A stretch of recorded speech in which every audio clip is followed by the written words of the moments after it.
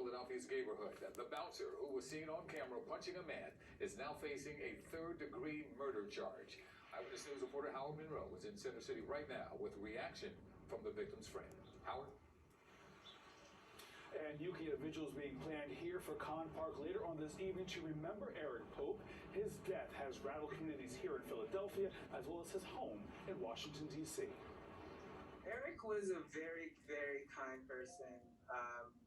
Always in a good mood, always smiling, always there to make you feel good. Devon Trotter remembering his friend, Eric Pope. Warm, gentle person. 41-year-old Pope died earlier this week after being punched in the face by a bouncer at Taboo Lounge in the neighborhood.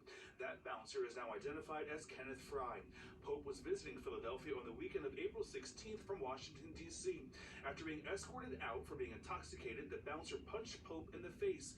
He then fell and hit his head on the street. While it's not known what happened inside the bar, it's a situation that escalated to a level Mayor Jim Kenney says it probably never should have gotten to. It's their job to get them out of the premise. Once they're on the sidewalk or in the street, then that should end their interaction. Eyewitness News learned private security companies are not required by the city to offer training, but Trotter says it's a situation they haven't dealt with in Washington, D.C. We have members of our own community protecting our community. If the ones who are protecting you or supposed to protect you are the ones that are harming you, then that is not a safe space. The owner of Taboo says that this was a private security company and the bouncer was not an employee.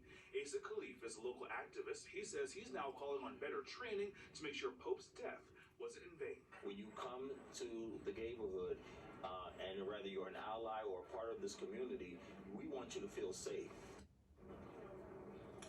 Now that vigil is scheduled for 7:30 tonight here at Con Park at 11th and Pine Streets. As for Fry, there is no word yet on if he's turned himself in or if he's been arrested. Live in the neighborhood, Howard Monroe, CBS 3 Eyewitness News. Police are searching for 5 suspects.